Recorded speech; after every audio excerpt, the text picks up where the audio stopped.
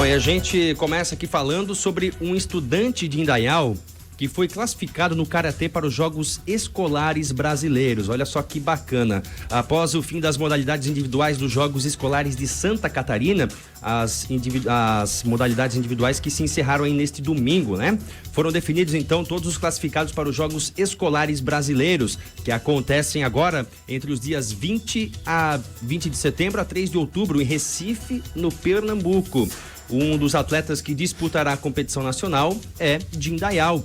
Ainda no primeiro dia de competições, o atleta de Karatê, Maico Lucas Mariano, de Indaial, foi campeão em sua respectiva categoria e celebrou a conquista da vaga para os Jogos Escolares Brasileiros.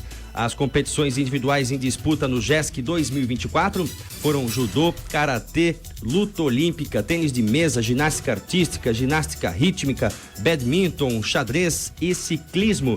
E se classificam os atletas que disputam as respectivas modalidades previstas no regulamento dos Jogos Escolares Brasileiros 2024.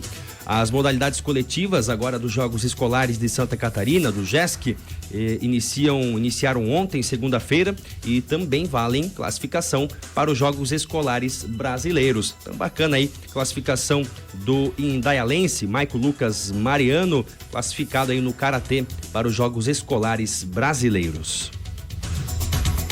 E ainda falando de esportes, o jovem de Gaspar conquista medalha de bronze no Circuito Brasil de Natação Olímpica.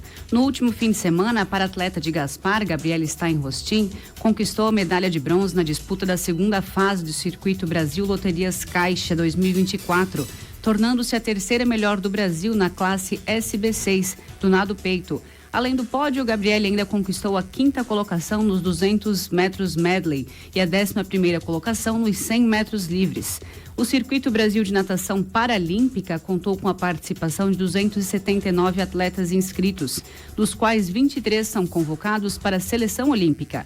Estes atletas terão 2 modalidades de se tornarem os representantes brasileiros nos Jogos Paralímpicos de Paris 2024, que serão realizados entre os dias 28 de agosto e 8 de setembro.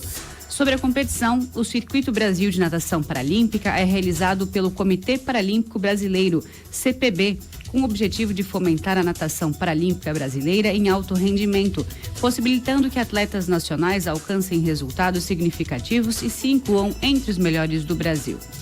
Legal, então tivemos um atleta de Indaial classificado no Karatê para os Jogos Escolares Brasileiros e uma jovem de Gaspar, para atleta, que conquistou medalha de bronze no Circuito Brasil de Natação Olímpica. E é muito bacana, né? Já falava ontem também no Jornal do Meio-Dia que esses momentos, né? O JESC, esse Circuito Brasil de Natação Olímpica, às vezes é o primeiro contato do jovem atleta com esses esportes de alto rendimento, né? Então, às vezes ali é que ele vai se encontrar, vai correr atrás do sonho dele, ou às vezes vai desencantar, acontece também, mas como é importante, né?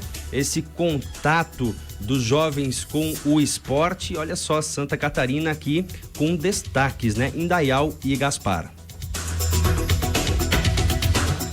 E a Operação Asas Solidárias é homenageada na Alesc por atuação em enchentes no sul do Brasil.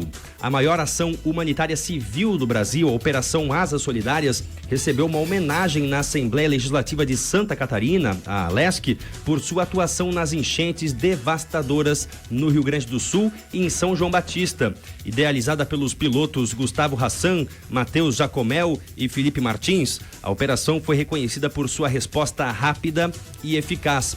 O deputado estadual Marcos da Rosa foi o responsável pela iniciativa do reconhecimento, destacando a importância do grupo de resgate da Polícia Militar, dos Bombeiros e da Marina Jet Life de Itapema. Empresários locais, aí que está também uma parte muito bacana aqui desse movimento, foram empresários locais que cederam suas aeronaves e pilotos voluntários se ofereceram para voar, enquanto a Polícia Militar e a Marina Jet Life se dedicaram à arrecadação de mantimentos. A operação Asas Solidárias, inicialmente planejada para alguns voos, rapidamente se transformou na maior ação humanitária aeronáutica civil do país, enviando 200 toneladas de donativos, incluindo alimentos, medicamentos, produtos de limpeza, higiene e roupas. Entre os homenageados, o empresário Rafael Luiz Carrardi foi celebrado por sua coragem. Carrardi utilizou seu próprio helicóptero para salvar 128 pessoas em São João Batista. As ações da Operação Atas Solidárias não pararam no Rio Grande do Sul. A operação continua a trabalhar na entrega de móveis e eletrodomésticos, ajudando na reconstrução dos lares das famílias afetadas pelas enchentes, até porque a situação lá no Rio Grande do Sul ainda não acabou, né? Agora tem toda a fase de reconstrução, pessoas que sequer voltaram para suas casas, que sequer têm casas. E olha, essa Operação Asas Solidárias fez muita diferença na vida das pessoas em um momento que era impossível chegar nas cidades via terrestre, apenas pela via aérea.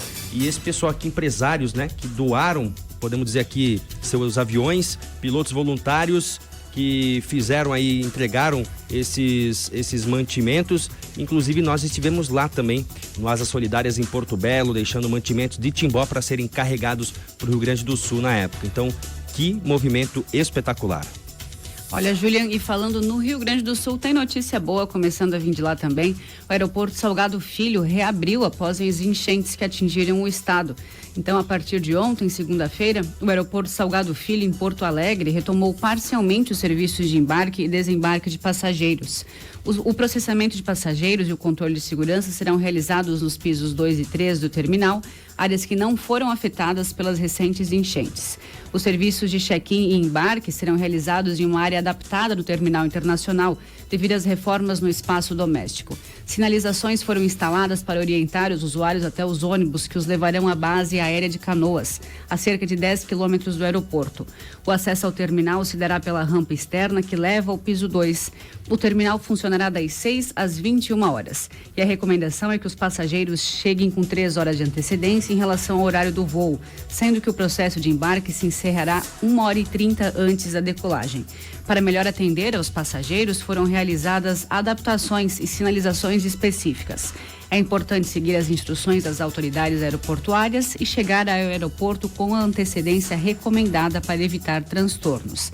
A reabertura do aeroporto Salgado Filho marca um importante passo na recuperação das infraestruturas afetadas pelas enchentes, restabelecendo a conexão aérea que é essencial para a região.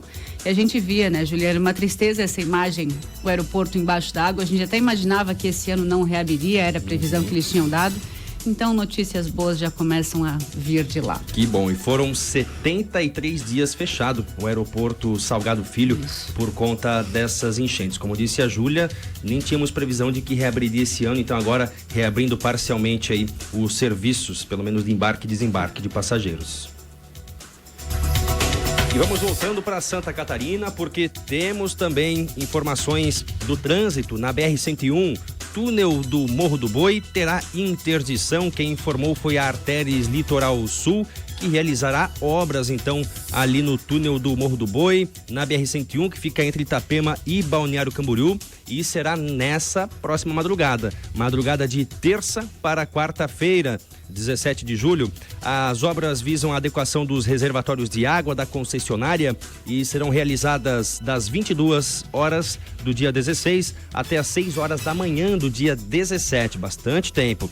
Durante o período das obras, haverá interdição da faixa da direita no sentido norte, com alternância de períodos de interdição total, ou seja, ambas as faixas. A Artéries Litoral Sul recomenda que os motoristas planejem sua viagem com antecedência e, se possível, evitem utilizar o túnel do Morro do Boi na BR-101 neste horário, que compreende, então, 22 horas do dia 16 hoje até as 6 horas da manhã de amanhã, né, dia 17.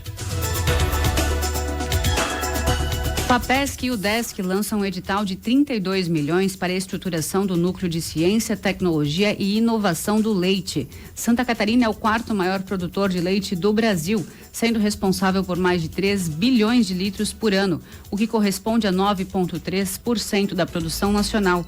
A maior parte dos produtores catarinenses, 80%, fica no Oeste, mesorregião que recebeu em 2024 o Núcleo da Ciência, Tecnologia e Inovação do Leite, NCTI, no campus de Pinhalzinho da Universidade do Estado de Santa Catarina, UDESC.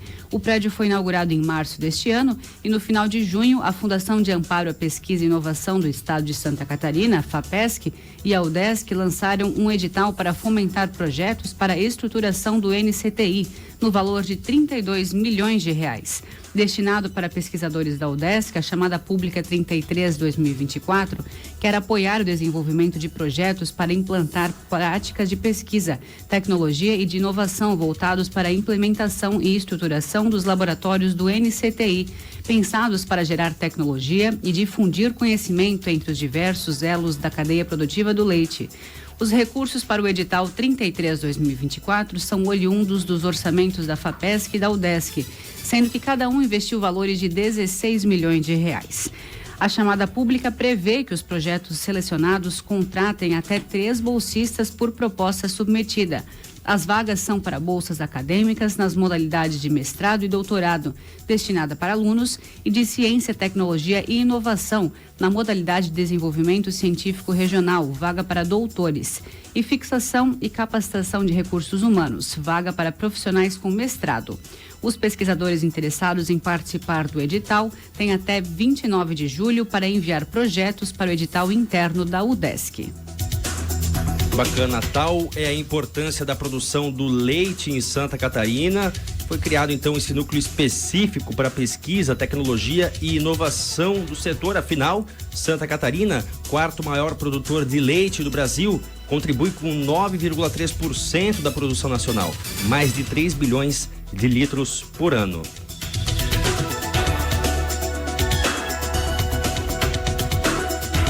Olha, uma pesquisa agora que afeta a todos nós. Afinal, aqui em Timbó, este tema está em aberto, inclusive para consulta pública. Uma pesquisa divulgada pelo Instituto Trata Brasil, foi divulgada ainda ontem, segunda-feira, mostra que a universalização do saneamento básico no Brasil só acontecerá em 2070, considerando o ritmo atual de melhorias no setor. A previsão representa um atraso de pelo menos 37 anos em relação à data limite que foi estabelecida pela lei conhecida como Marco Legal do Saneamento Básico. O cenário atual é precário. Cerca de 32 milhões de brasileiros vivem sem acesso à água, ou seja, água potável, e mais de 90 milhões não têm coleta de esgoto. A lei estabeleceu que todas as localidades brasileiras devem atender a 99% da população com abastecimento de água e 90% com esgotamento sanitário até 2033, ou seja, daqui 9 anos. O levantamento mostra ainda que serão necessários mais de 509 bilhões de reais de investimentos pelas operadoras de saneamento para o país atingir a universalização, ou seja, 46 bilhões e 300 milhões de reais anuais a partir de 2023. O último ano aí com dados disponíveis. Segundo o documento do Instituto Trata Brasil, aproximadamente 10 milhões de pessoas vivem em municípios sem contratos de saneamento regulares. São 579 cidades nessa situação. E aí aqui, presidente executiva do Trata Brasil, a Luana Preto, ela destaca: a saúde pública começa pelo saneamento e à medida que as eleições municipais se aproximam, os candidatos devem destacar o tema em seus planos e se comprometer para que o acesso à água e ao esgotamento sanitário seja uma realidade no futuro próximo e não cada vez mais distante. A responsabilidade, lembrando, pelo saneamento básico é local. Estados e municípios devem prestar os serviços e cabe ao governo federal coordenar e implementar as políticas públicas. Olha, Júlia, tem notícia boa vindo da economia brasileira, que cresceu 0,25% em maio. Segundo dados do Índice de Atividade Econômica do Banco Central, IBCBR, divulgado nesta segunda-feira, dia 15. O IBCBR é um dos principais sinalizadores do PIB, Produto Interno Bruto do país. Com isso, o índice observado em maio ficou em 148,86 pontos. Dessazonalizando, o índice sobe para 149,60 pontos. Em abril, o índice dessazonalizado estava em 149,23. Na comparação com maio de 2023, quando o índice observado estava em 146,95, a alta chega a 1,3%. No acumulado do ano, janeiro a maio, a alta é de 2,01%. E no dos últimos 12 meses, chega a 1,66%. Além de indicar a expansão da economia, o IBCBR é também uma das referências adotadas pelo BC para a definição da taxa básica de juros, a Selic, que está atualmente em 10,5% ao ano. Muito bem, a economia brasileira dando um respiro, engatinhando 0,25% de aumento esse ano. Eu quero trazer para você aqui, para a gente finalizar também, um estudo muito bacana, desenvolvido no Centro de Bionegócios da Amazônia, em Manaus, que é uma bromélia que pode ser alternativa ao plástico do petróleo. Muito se fala aí hoje em dia sobre a sustentabilidade e em pesquisas com o curauá, que é uma espécie de bromélia nativa da Amazônia, estão revelando seu alto potencial como alternativa sustentável ao plástico de origem petroquímica. O estudo, que foi desenvolvido pela CBA em Manaus, já está em fase de implantação, com projeto piloto envolvendo produtores da agricultura familiar. Por meio de um acordo de cooperação, o CBA fornece mudas, capacita os produtores para o plantio e produção da fibra e conecta com uma empresa para a produção do bioplástico. O curauá, adaptado às características de clima e solo da região, é uma excelente opção de manejo sustentável porque se desenvolve bem em áreas sombreadas e também com outras espécies. O plantio do curauá não exige fogo ou derrubada, pode ser realizado em qualquer época do ano, facilitando sua integração em sistemas agroflorestais. A sustentabilidade do curauá também atrai a indústria, que busca substituir o polietileno petroquímico, ou seja, o plástico do petróleo, e a fibra de vidro e outras fibras naturais, como a malva e a juta. As mudas geradas em laboratório são do curauá branco, por enquanto, que tem maior produtividade em relação ao curauá roxo. Após o plantio, a primeira colheita ocorre aí entre o 10º e 12º mês, e a partir do segundo ano são possíveis de 3 a 4 colheitas anuais. Olha, embora o mercado de curauá ainda não esteja consolidado lá na região da Amazônia, em Manaus, vários setores já demonstraram interesse em adquirir a produção, garantindo um futuro promissor para essa alternativa mais sustentável.